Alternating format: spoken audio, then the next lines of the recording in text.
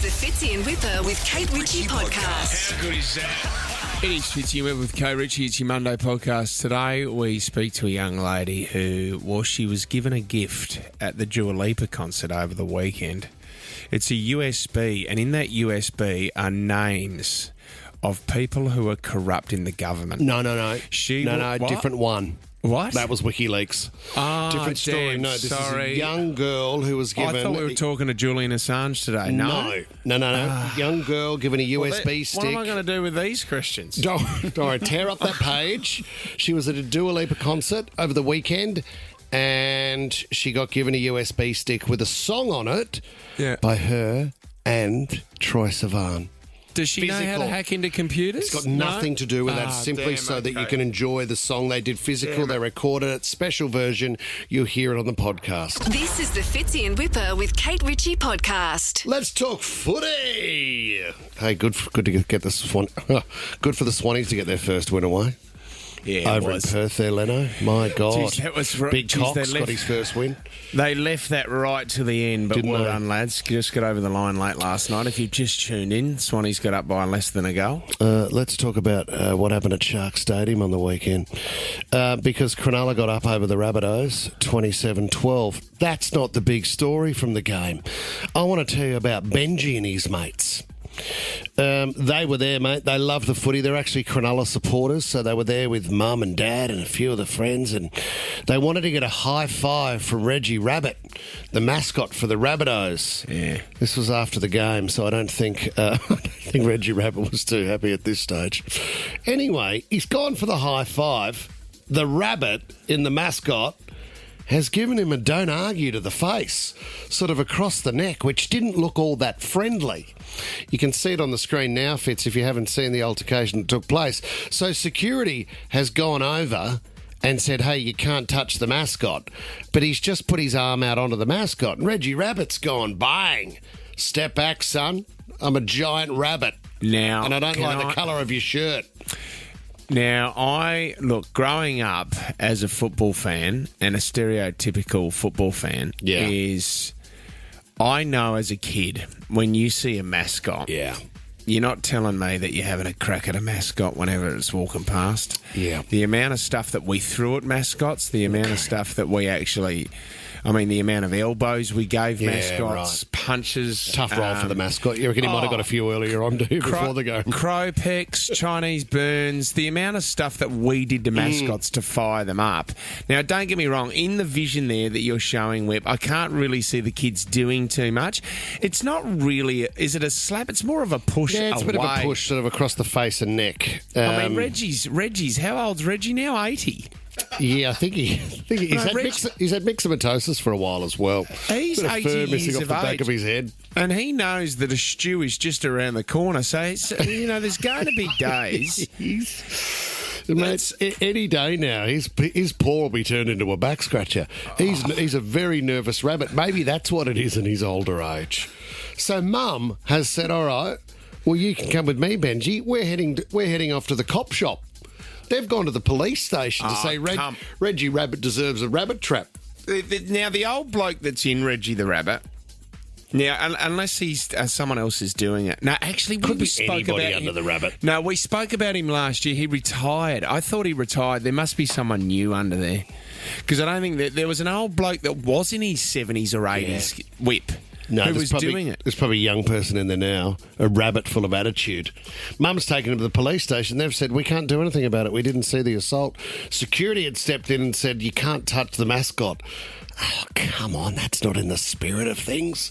You're right, Fitz. The mascot, you're just hoping trips up and finds themselves like a turtle on their back and they can't get up in their outfit. Well, I told you that we kidnapped Terry the termite. Are you allowed to tell this story? Oh, well, there was Terry the termite that used to, on a major road where we grew up, used to just on the side of the road dance and go, have you got any pest problems? Come and see us and get rid of Terry the termite. So we decided when we first got our peas, my mates and I, we just pulled the car over and it was a proper kidnapping. We just grabbed Terry and threw Terry in the back of the car. We're all laughing, having a great time until Terry took his head off. and it was like a 18-year-old girl. She had her headphones on. She had no idea what was going on. Apologised profusely. I'm so sorry, Did a Termite. U-turn, took Terry the Termite back, and off we went. Let's do a deal, Termite. Nobody speaks about this. Please don't call the cops, and I'll get you a job as a rabbit one day. This is the Fitzy and Whipper with Kate Ritchie podcast. Hello. Dancing with somebody. Come on, dance with me. Hey, this is Dua Lipa. Is that Dua Lipa? Oh, is that the Dua Lipa? Thank you so much on Nova. Oh my God, there is so much to do right now. This is so exciting. We're going to talk to Caitlin in a moment, who was given the USB a stick at the show last night. This is massive, but we want to give away a couple of tickets. Ryan James, who have we got? We've got Amanda in Willoughby. You're going to Dua Lipa. Bang! Amanda, well done. Dua Lipa first show Wednesday night. You've got 2 tickets. Good on you. I'm looking forward to it. Thank you so much. Amanda, she is so good. She will knock your socks off. Don't wear socks because they will No, be they'll be No, knocked of course off. not. Well, Thank you well, so much, guys. yeah, Amanda, it's sold out. No one can get tickets to this. So the only place that you can get tickets is on our show. We'll be giving away more leading up to Wednesday. After 7 o'clock tomorrow, we'll give you another opportunity. And Amanda, if you want a bit of an idea of what the show's like, you got to listen to young Caitlin. Caitlin joins us now. Caitlin, you just went to the Melbourne show over the weekend. How was it for you? It was absolutely insane. One of the best shows I've seen for sure. So, Caitlin, you she's were extraordinary. really close to the front, were you? How did you get these tickets? I actually bought that one off a friend a couple days prior. Good effort. Yeah. That's always... Yeah. And you were the chosen one. So Yeah. she pulled out of her hat AC/DC the first night, Natalie Imbruglia the second. On the show that you were at, Troye Sivan was there actually in person. Wow. And Yeah. you were handed the USB stick with a collaboration between Dua Lipa Yeah. and Troye Sivan that has been not heard yet. Can we have a look? Great power comes great responsibility. Can we please listen to this? I guess what a lot of people don't know is a couple of years ago, we actually did a remix of Physical. I have a USB. I've been here since last night and I came 24 hours. Oh my God. Give it to Casey. So, Caitlin, she gave it to you. Why did she choose you? Were you hands in the air? What was going on? I think it was just the matter of being in the right spot at the right time. Yeah. I think And I had who a is that plan. feverish voice next to you going, give it to Caitlin, give it to Caitlin? One of my concert friends, Liv. Yeah. Liv. Okay, so Caitlin, tell us, you've got the USB, you leave the Dua Lipa concert. Where did you go and where did you listen to it first with the girls? I didn't listen to it with anyone else. I just went home, listened to it on my laptop by myself, and then, leaked it to TikTok. Okay, give us a review. Give us a review. Give us a review, Caitlin. 10 out of 10. Their voices go so well together. It's just perfect. Caitlin, was there anything else on the USB stick, like family holidays from... I wish, but unfortunately not. No. I mean, we have just been speaking about the Golden Bachelor. Please tell me there was at least some photos of her Hot dad. No. No, don't you lose that USB stick, Caitlin. Like, No, that's it's the getting original... framed. It's getting framed for sure. Got to get it framed, padlock on the frame. Yeah. Wow. Congratulations. Well done, Caitlin. Thank you so much for coming on the show. We appreciate it. The Fitzy and Whipper with Kate Ritchie podcast. Let's talk about 60 Minutes last night on Channel 9. Really interesting story on Mark Zuckerberg.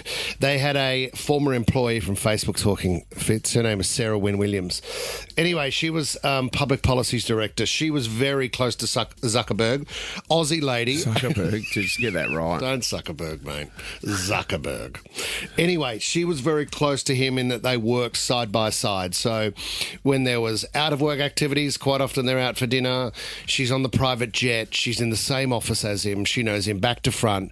She understands his focus, and she talks about the changes that went on at Facebook also in terms of influence and the power they had, where Mark started out as somebody who'd wanted to create this great platform, and then very quickly he realised the influence he could actually have when it came to product, and then it moved into politics, And there was even a negotiation that took place when he realised the power he had at Facebook, where he had it signed into his contract that he could remain CEO of Facebook even if he was to not work for the company as such for 2 years. So if he wanted to investigate a political career and possibly aim to be the President of the United States, then he was able to do so while still holding on to the role of CEO.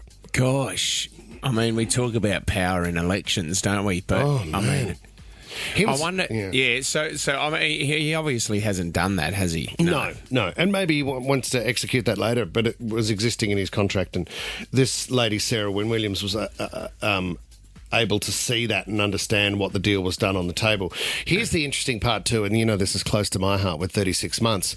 It talks about the way Facebook would prey on the vulnerable. So the way they would recognise somebody that was questioning themselves or feeling insecure and what the business would do next. Have a listen to this. The company had developed up the ability to assess when a teenager was feeling worthless. So to give you an example, if a 13-year-old girl deletes a selfie, you know, she looks at the selfie and she's like, I don't actually want this on my Insta. I don't feel great about it. That's information that the company was able to take, and they were able to provide that to a beauty advertiser. Because to that beauty advertiser, the moment that teen girl is feeling worthless is a really good time to serve them a beauty advertisement. And that makes me feel sick.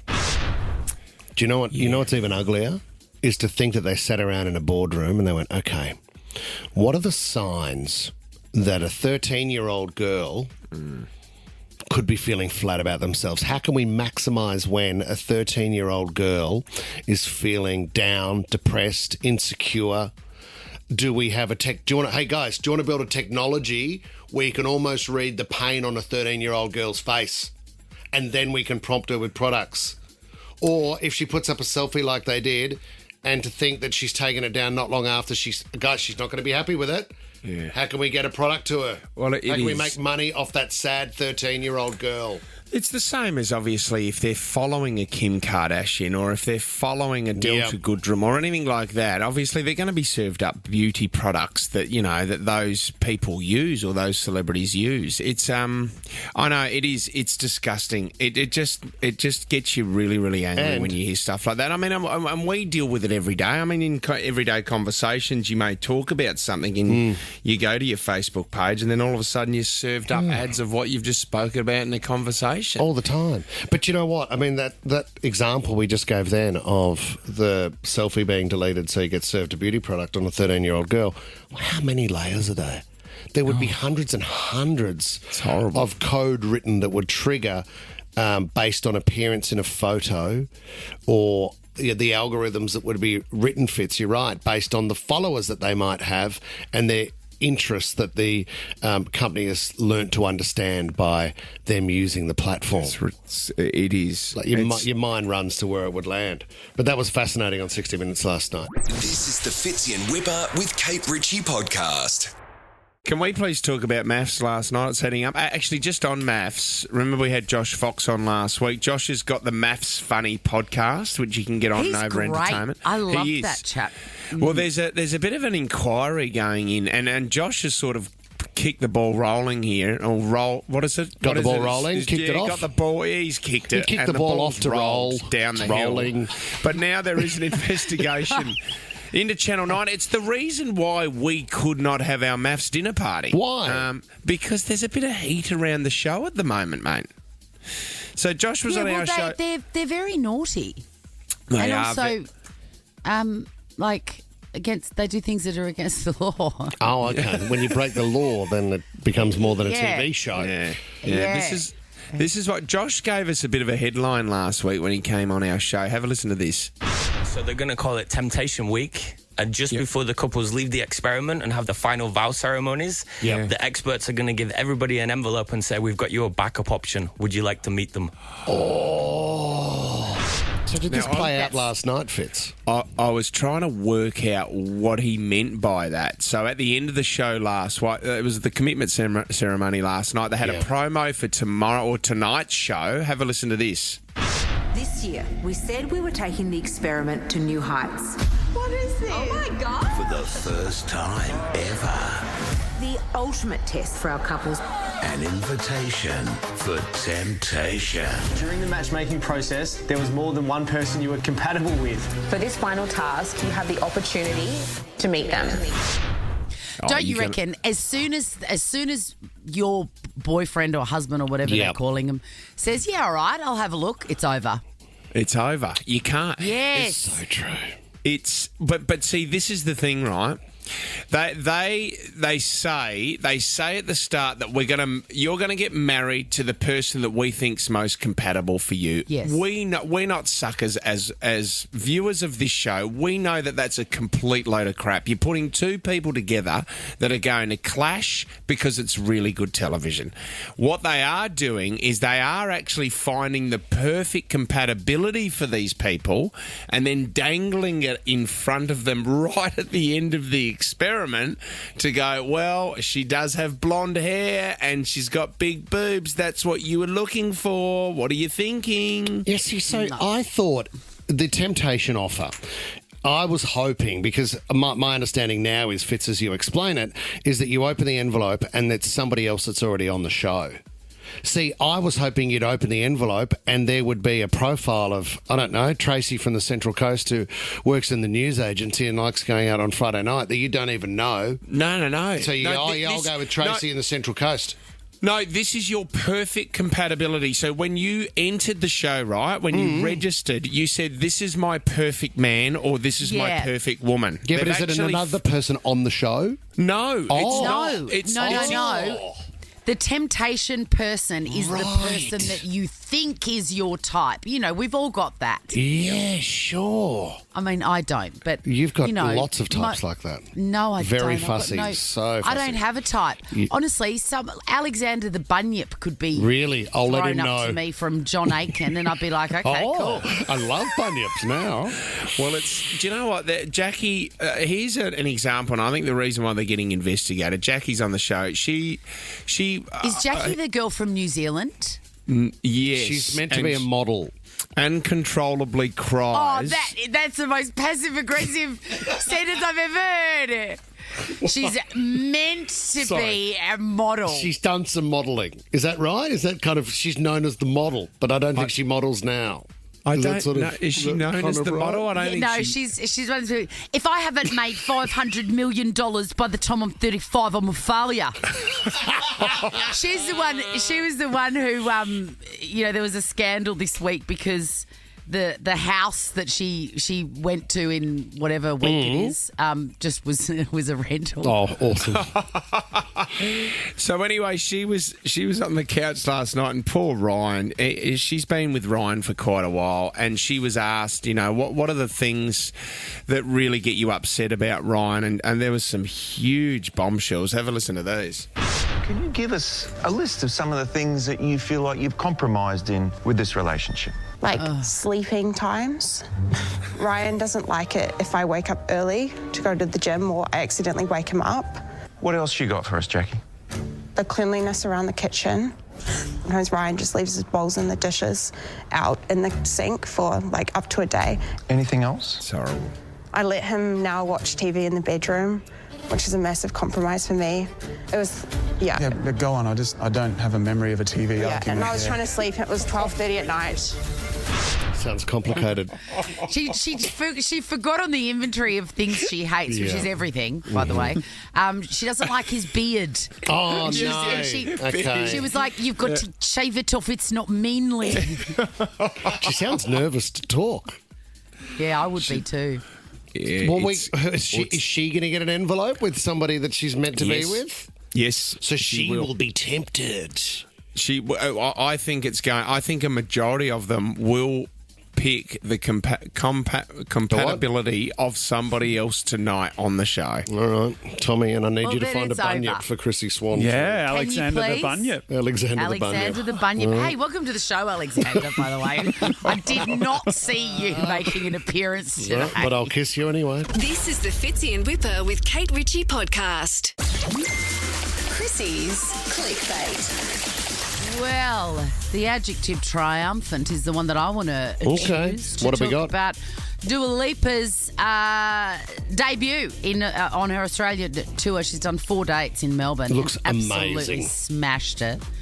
I don't know whether it was an accident or whether it was planned, but the genius idea she had to do an Australian song per show is brilliant. Right. Because everyone's excited if they've got tickets. By the way, you're listening to the right station if you want yours. Tommy, when do we get the next tickets in town? Yeah, before 8 o'clock. One Kiss is what you're listening for. Okay, thank you, buddy. Great song. But it's like, you're excited enough already to go, and then you're like, ooh, what's the Aussie song that she's going to perform? First of all, she did AC/DC, then she did the great Bruggers, Nat Imbruglia. Torn. Oh, yeah, Torn. On her third show, have a listen, what's this? Yes! Imagine if you're Natalie Imbruglia. What a moment that would be. I'm imagining it right now. Hey, what does it feel like? Hey guys, I'm Nelly Imbruglia. That's good. Oh my God, I was sitting in front of behind Natalie Imbruglia when I saw Dua Lipa. What? No way. Last year, yes. God. They must know each other.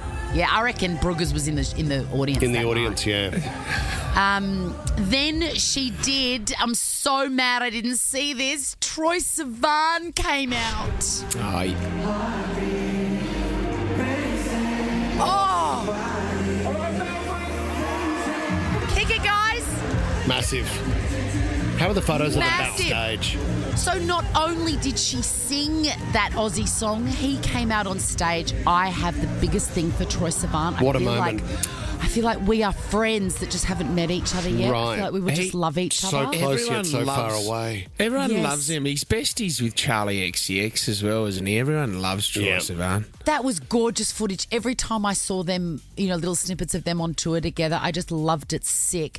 Anyway, they, Dua Lipa and Troye Sivan recorded together off Broadway a version of Physical, the Dua Lipa song, and they had it on a USB stick and they gave it to somebody in the audience to leak. Now, I want to hear that. How do we hear that? Tom, make it happen. Tommy, what do you got? Well, just locked in Caitlin, who was given the USB stick. Did you get her? She's going to join you in the studio in about 10 minutes. You're kidding me. Yeah.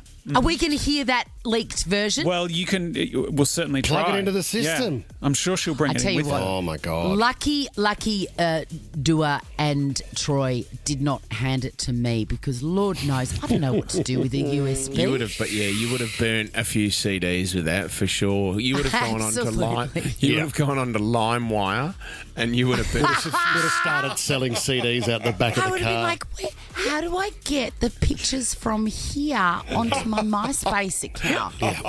Anyway, then she brought out for her last show in Melbourne, she brought out Vance Joy for Riptide. What a song. Man, that is power, isn't it? They'd make a good couple. He's married. He's married. He's married with a baby. Mate. So Yeah, just saying. Who are you? John Aitken. Two really good-looking people. We've actually got Vance's wife on the line. You there, love? You there, Susie? Vance has got the USB stick. Vance's wife. That song reminds me so much of my son when he was little. He's a massive guitarist and he sort of fell in love with that song and Vance Joy at the same time. And I've got a little laminated note that I've found in his bedroom of just the lyrics in his little 5-year-old chubby handwriting. I love that. Running down to the Riptide. It's just so gorgeous.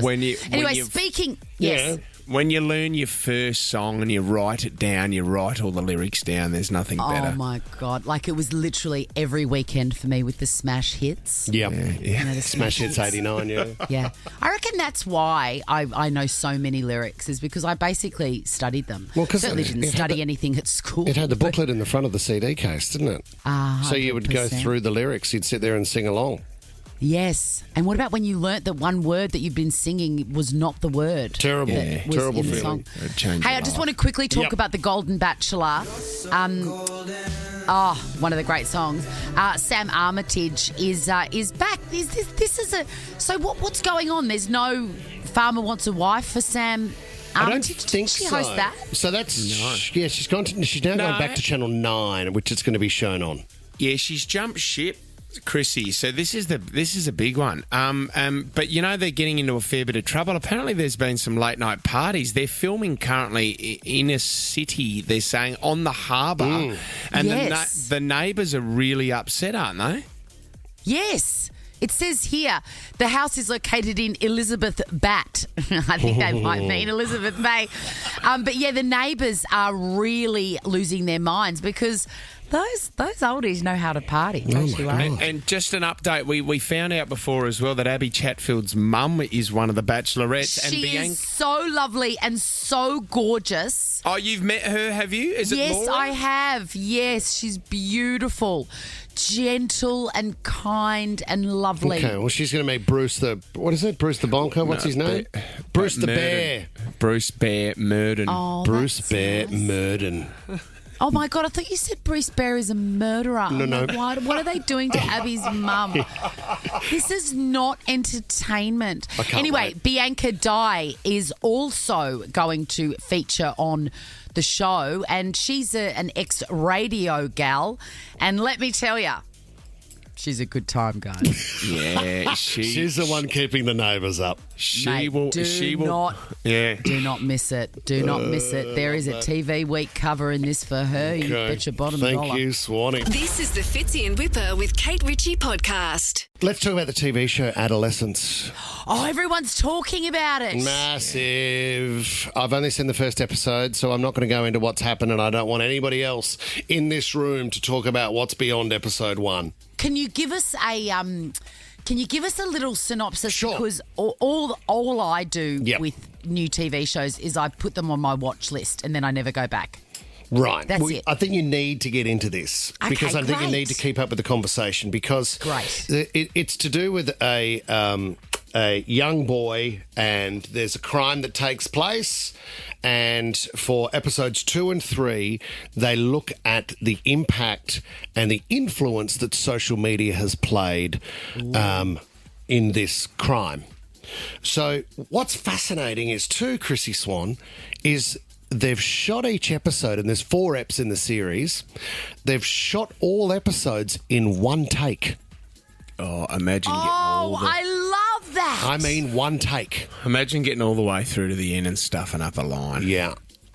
Well, there's things that go wrong because, you know, you try... I'd get the giggles. I wouldn't be trusted. Could you imagine there'd be 100 people on set and they'd get to, like, the last 30 seconds and Chrissie realises the last 30 seconds, loses her mind and starts to giggle.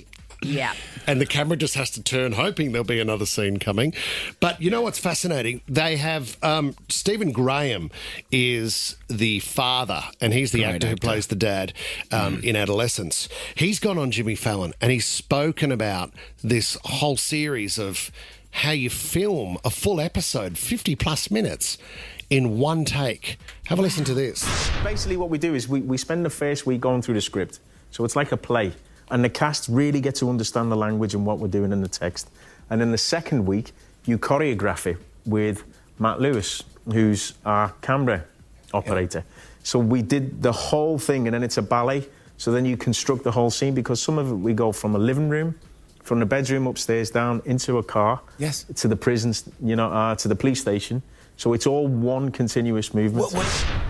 Wow, phenomenal. It's fascinating. The first time I ever saw that, and this is going back a long time, we're talking 1991. Yep. Remember a band, Massive Attack? Yeah. Oh, yeah, great They had a great song, Unfinished Sympathy, and that the entire clip, you know, granted it's not 50 minutes, but it's one take. Extraordinary. There's something calming about sort of joining that journey at the beginning. I agree. And just letting it unfold. The war movie 1917 is one whole take as well, or just follows. It's just with soldier the whole time. Like, I agree with you. It would be an absolute nightmare to film because there would be things going wrong all the time, but if you can nail it... Yeah. What a great way. So week 1, you're learning scripts. Week 2, you're actually choreographing it, and then you do it. You're role-playing, but then he goes on to talk about when things did go wrong, Fitz. What if someone makes a mistake? Well, then you know what it's like. You just kind of carry on. Unless it's one of those things where the lights went out one time in the police station, so we had to stop. But the first episode that you see is the second take. Wow. That's the second take we had in its entirety. And then the final episode... That's the 14th take. Imagine doing it 14 times. Do you know what's interesting, though? Jack Thorne, he's the guy who's written it. He's known very well in creative writing circles in the UK, but he's a huge campaigner for getting kids off social media as well. So he also has come out and spoken in interviews about how fantastic it is that here in Australia we lead the world on a global scale of changing the laws around kids under the age of 16 being on social media. So he's all in support. So you need to go and watch not only for the message, but also for the genius of how to shoot a 50-minute episode in one take. Oh, well, when I saw the word adolescence, that's one thing that I don't want to go back and watch is my adolescence. Imagine if they filmed that in one take. Oh, my no, God. My little shiny walnut boobies coming through my Esprit t-shirt. No. This is the Fitzy and Whipper with Kate Ritchie podcast. Take 5. Blankety blanks. Guys, are you across Take 5 magazine? Yeah, I am. Is it still in production? In production, I'm a subscriber. Do you get it delivered or is it digital? No, I get it delivered. I get it delivered to my letterbox and I tear the plastic open with joy and fervour every week. How's that for direct delivery every single week? Crosswords and competitions, yeah? I never get to that. I don't care about a crossword. The stories are from real people that walk among us. Oh, yeah. So awesome. It's not like, Dame Judi Dench talking about ageing or whatever. Okay. It is, Leanne from Leichhardt. All right. Her side hustle. You won't believe it. Yeah, right? sure. The headlines are incredible. Yeah. And I've come up with a game for you. Yeah. I love to play this with my middle son, who just cannot believe this magazine. So this is how it works. I have got actual headlines. I've made a scrapbook. I'm showing you. Right? Oh, this is unbelievable. You've gone to all the effort. Yeah. And I'm going to read the headline. I'm going to leave one word out. Yep. And you have to guess what word I've left out. Let's do a test run because this is your first time, and I know you're not that bright. Thank you. Thank you. Okay. For example, if I said to you, I ditched dating for... Pizza. I would say caravans. Okay, no, the answer is for sperm donation. Okay. And then a little side bubble that says, and now look. All right, we're ready? Could have been anything. All right, I love the warm-up. This is a great game. Nothing says... These are actual headlines from my collection. Yeah. Nothing says Christmas like... Pudding. A vasectomy? I like where you're going with this, Whipper, because you're thinking outside it's the gotta be square. The weird. answer is nothing says Christmas like a good old poo. Oh, okay. Sure. I mean, there's some other themes at Christmas time, but if you want to run with that, you can. What was the story about? Thank you for asking, Fitz. I've made notes on that as well. In Catalonia, Spain, there are there are 2 excrement-based Christmas traditions, including the caganer, or the pooper in English. Mm-hmm. The caganer is a figurine of a man with his pants down doing a number 2. Okay. Wow. Great thing. Put it on your mantelpiece at Christmas time. Next headline. I'm spreading joy with my... Legs. It's not that. I'm spreading joy with my grandmother's ashes. Oh, I like that. You've used the spreading of the... yep. No. The answer was with my painted nuts. Okay. All right, so the chances of us actually getting one right is close to impossible. Okay, Don't you want to know? Yeah, Don't you tell want me to about know the what painted Colin... nuts. So Colin lives out the back of Ipswich and he collects up coconuts and Oh, he thank paints them by God. hand and sells them. Right. Great. I thought he was doing something else. Might have been, or just painting some eyes onto his agates and surprising. Scrotal recall. I would have all the time in the world for a little pair of googly eyes on a pair of testicles. Somebody's watching you. Chrissie's nut Okay, you design. ready? You ready? Yep. I can't stop eating my... Snot. Oh, yuck. My Snot garden? is my weak. I'm I with can't you. deal with snot. My garden, people eat dirt. I saw a story the other day. Dirt? No, I'm going to say garden. Executive producer? You're very close. Who are you, Army Hammer?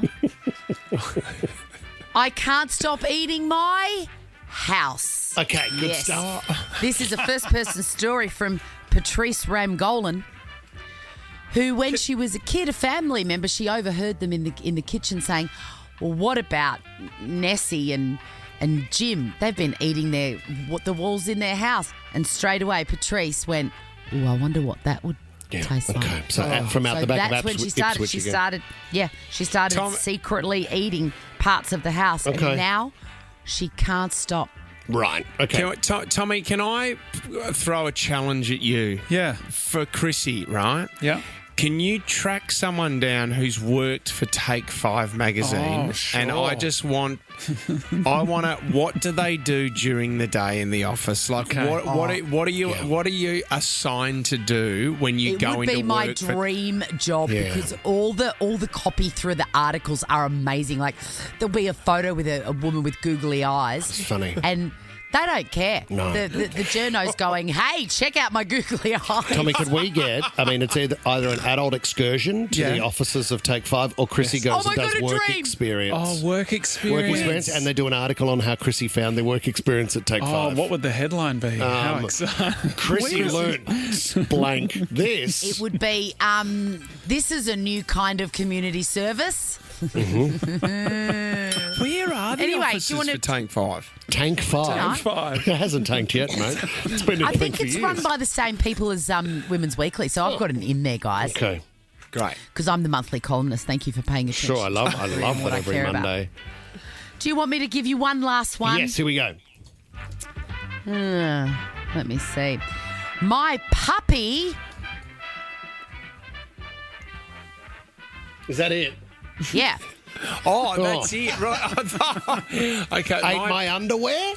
No, but that is the correct, Theme. The structure of the sentence. My puppy. My puppy Is puppy not puppies? is flammable. No, just puppy. Okay.